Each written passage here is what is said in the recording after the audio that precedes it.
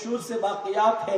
پھر یزیدیوں نے جب لاشوں پہ گھوڑے دوڑا دیے, لاشوں پر گھوڑے دوڑ گئے, اور جب لاشوں پہ گھوڑے دوڑ گئے, ننھے سے معصوم علی اصغر کی لاش کو بھی گھوڑوں کی ٹاپوں سے کچل دیا گیا. تو پھر خیموں کی طرف ان بدبختوں نے رخ کیا, اور خیموں کی طرف رخ کرنے کے بعد ان لوگوں نے خیمے جلا دیے. علی اصغر کا خیمہ, علی اصغر کا جھولا لوٹا.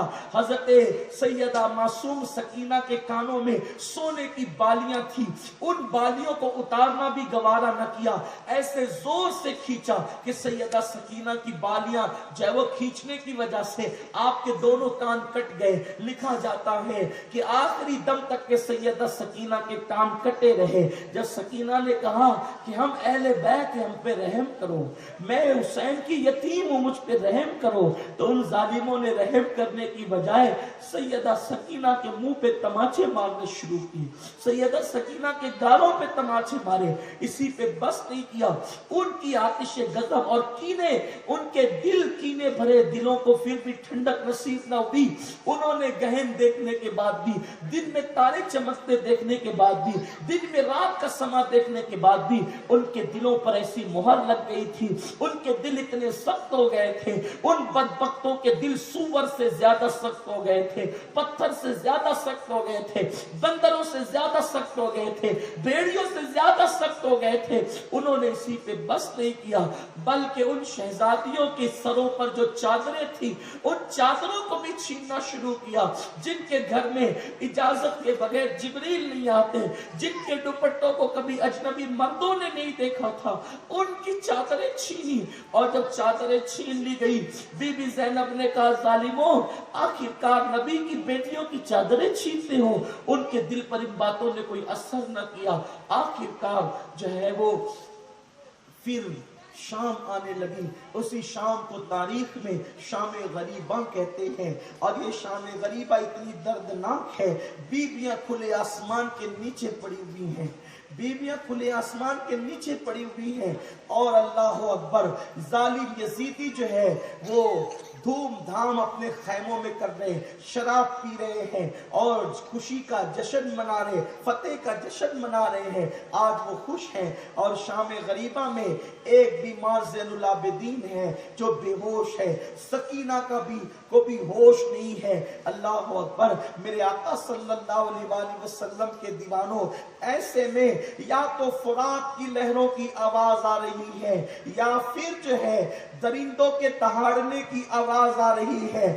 سیدہ زینب کو خیال آتا ہے, سیدہ زینب کو خیال آتا ہے لاشیں کچل دی گئی ہیں, معصوم علی اصغر کا لاشا بھی کچلا ہوا پڑا ہے, چلو چل کر کے پہرا دیتے ہیں, کہیں ایسا نہ ہو کہ کوئی درندہ کسی لاش کو اٹھا کر لے جائے, یا کوئی بندہ تھا کوئی شخص لاش کو اٹھا کر لے جائے, مزید بے حرمتی کرے. علی کی بیٹی نے اس وقت سوچا کہ لاشوں پہ پہرا دینے کے لیے ہاتھ میں کوئی ڈنڈا تو چاہیے, کوئی ہتھیار تو چاہیے. تو اللہ اللہ, وہ رات سیاہ تھی, تاریک رات تھی. جب ہاتھ ادھر ادھر ٹٹولا تو دیکھا کہ ریت میں پڑا ہوا ایک ٹوٹا سا خنجر سیدہ زینب کے ہاتھ میں آیا. سیدہ زینب نے ٹوٹا ہوا خنجر اٹھایا اور لاش پہ پہرا دینا شروع کیا.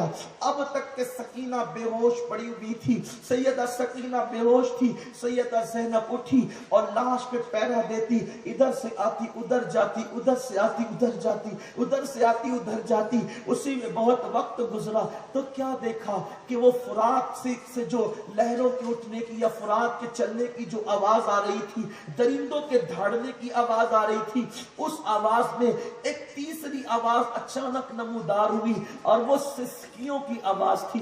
کسی کی سسکیوں کی آواز تھی, اور سسکیوں کی آواز وہاں سے آ رہی تھی جہاں پر لاشیں کچلی ہوئی پڑی ہوئی تھی. سیدہ زینب نے سوچا یہاں تو کچلی ہوئی لاشیں پڑی ہیں, یہاں سے سسکیوں کی آواز کیسے آتی ہے. جب آپ آواز پر چلتے ہوئے اندازے سے تشریف لے گئی تو کیا دیکھا, ایک ایسا کٹا ہوا لاشا ہے جس کے ہاتھ نہیں ہے. حالانکہ ان تمام لاشوں میں صرف ایک لاشا ایسا تھا جس کے ہاتھ نہیں تھے, وہ جناب عباس کا لاشا تھا. اور عباس کا لاشا اونچے قد اور چوڑے جسم کی وجہ سے پہچان میں آتا تھا، لیکن اور لاشیں کچھ نہیں بھی تھی، کچھ نشانیاں تھی جس کی وجہ سے لاشیں پہچانی جاتی تھی، لیکن ایک لاشا ایسا اور تھا ان لاشوں میں کہ جس کے ہاتھ نہیں تھے، اور وہاں پر جو ہے وہ ایک ننھی سی بچی اس لاشے کے سینے پر سر رکھ کر کے روتے یہ کہتی تھی، میرے بابا آج تک تو آپ نے اپنی بیٹی کو اپنے سینے پہ سلایا، اب تیرے سینے کے بغیر تیری بیٹی کو نیند نہیں آتی، میرے بابا آپ مجھے اپنے سینے پہ سونے کا موقع عطا کریں۔ جب آپ نے دھیان سے دیکھا تو وہ کوئی اور نہیں تھا، وہ حضرت سکینہ تھی جو اس لاشے کو چمٹ کر کے رو رہی تھی۔ حضرت زینب نے ان کو تو وہاں بے ہوش چھوڑا تھا، پتہ نہیں سکینہ کو کب ہوش آیا، اور پھر سیدہ سکینہ لاشے پر آ گئی، اٹھایا سینے سے لگایا، کہا میری بیٹی تجھے کیسے پتا چلا کہ یہ تیرے بابا حسین کا لاشا ہے؟ تو حضرت سکینہ نے کہا کہ جب میں ہوش میں آئی تو مجھے میرا بابا یاد آیا کہ میرا بابا میدان میں ہے۔ جب میں میدان میں آئی اور میں نے کٹی پٹی لاشیں دیکھی تو میں پہچان نہ سکی کہ میرے بابا کی لاش کون سی ہے، تو میں نے کہا بابا تم کہاں ہو؟ تیری سکینہ کو آج نیند نہیں آتی۔ تو اس وقت اسی لاش سے آواز آئی تھی، سکینہ میرا بابا یہاں ہے۔ تو تب میں نے پہچانا کہ میرا بابا یہاں ہے۔ حضرت سکینہ کو سینے سے لگا کر حضرت سیدہ زینب جو ہے پھر لے کر کے آئی، بیویوں کے سپرد کیا، اور ٹوٹا ہوا خنجر لے کر کے جو ہے پھر پہرا دینے لگی۔ ایک حیرت انگیز بات آپ کو لگتی ہوگی کہ امام حسین کا تو سر کاٹا گیا تھا، امام پاک کا تو سر کاٹا گیا تھا، یہ ہاتھ کیسے چلے گئے تھے، ہاتھ کیسے کٹ گئے تھے؟ ہمارے علماء اور مفکرین نے کہا ہے کہ جس وقت امام حسین کا سر شہید کیا گیا، سر جسم سے کاٹا گیا، تو قدرت نے غیبی طور پر امام حسین کے ہاتھوں کو اٹھا لیا۔ امام حسین کے ہاتھ خود بخود غائب ہو گئے میدان کربلا سے۔ کیوں؟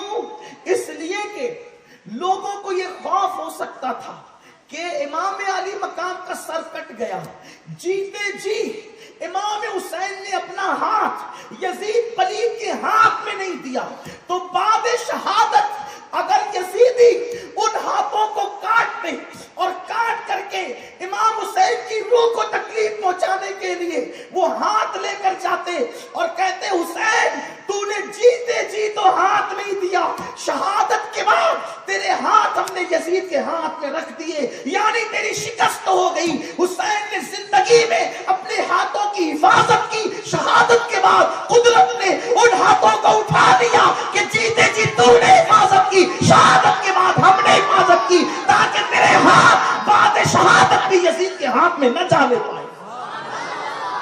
یہ مولا حسین کی شان ہے، میرے مولا کی شان یہ ہے۔ اسی لیے تو سرکار غریب نواز کہتے ہیں شاہ است حسین، شاہ است حسین، بادشاہ است حسین، دین است حسین، دی پناہ است حسین، سرداد نہ داد دست در دست یزید، حقاں کی بنائے لا الہ است حسین۔